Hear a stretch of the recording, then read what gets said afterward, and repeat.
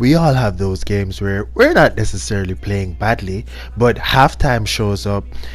I check the match stats and I realize I've barely registered a shot on goal, or I've only scored one goal, the game is tied, or I'm losing, or something. So I'm gonna show you guys what I usually do to combat this.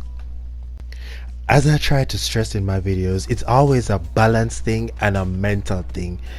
Those games where I realize I barely scored or I haven't scored, it's because I'm trying to find the perfect shot all the time. I'm taking too long, I'm passing the ball too much, and then I realize all I need to do is just go for goal more. So in this game, it took a while for me to get going. Atletico was being so stubborn, as they should be, but then the game was at 1-1 for a while, and eventually the game ended 4-1.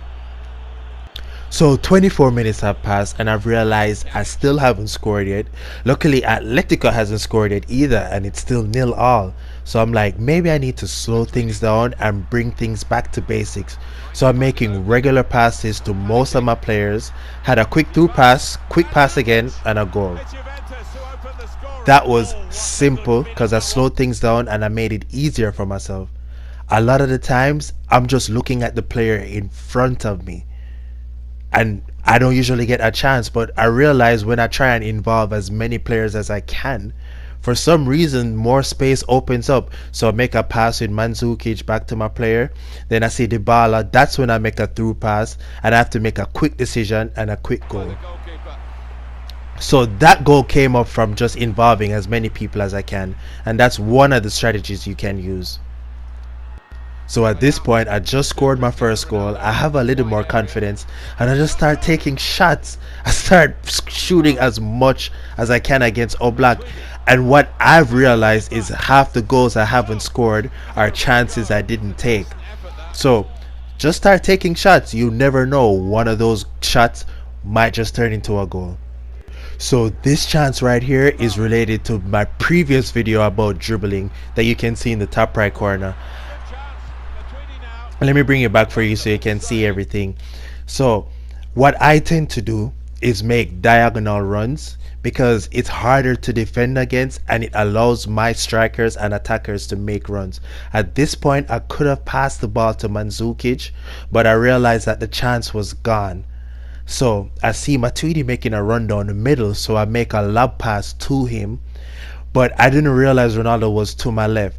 Matuidi was the better option though, so I just took the chance. Unfortunately a goal didn't score, but a goal could have scored at that point. So sometimes you just need to make those slight runs down the middle, look for the player and just make the pass. Okay, so this little scenario right here is a preview to my next video of dribbling under pressure. I could have just outed the ball, but I decided to pass the ball around, and all those players in the bottom left corner are now behind me and I'm making a counter attack to their goal. Once again, I did not score, but it's all about creating those chances. That's what I'm trying to get at. So this is risky right here, because if I lose the ball trying to be too conceited, they're probably gonna score. But I played it right, I made a triangular pass, and 1, 2, 3, 4 players are out of the equation. So now 70 minutes have passed.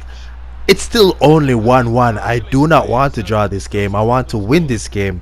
So I'm getting more aggressive. Right here I lose the ball, and then I get more aggressive, apply pressure, got back the ball, I triggered a run with Matuidi and scored. It's important when you're at the top of the box to make quick decisions and know what you're about to do 2 or 3 steps in advance. So I got back the ball, and as I said, I applied pressure. I saw Matuidi was making a run and I instantly slotted it and he scored a goal. Here you go from a different angle. 1, 2, just like that. I was surprised when I got this goal right after the first one, but didn't take too long. Slotted the ball to Mandzukic. This is what tends to happen at the end of the game, where I was 1-1. The opponent realizes that you just scored, so they start pressuring your goal, and it makes you easier to hit them back on the counter attack. It's once again very important that you know what you're about to do. You're militant and ruthless when it comes to these counter attacks, so they can't recover. You hit them before they can recover and stop you from scoring. Okay, so this is my fourth and final goal. I already know I'm going to win this game. I've grown into this game so much. The opponent is probably giving up at this point, so I just give him one more goal just so they don't forget. So it's 70 minutes. It was 1-1, and within 15 minutes I did what I could to turn the game around and turn it into a 4-1 result. So to recap everything, realize when you need to start switching things up. Sometimes you need to slow things down, bring it back to basics. Also, when your players are constantly being stopped, make those diagonal runs to give them opportunities to make those runs.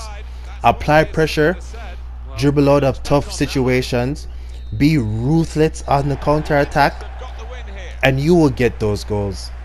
Look out for my new videos, guys. I'm gonna drop one in the next coming days. How to dribble under pressure. Until next time, take care.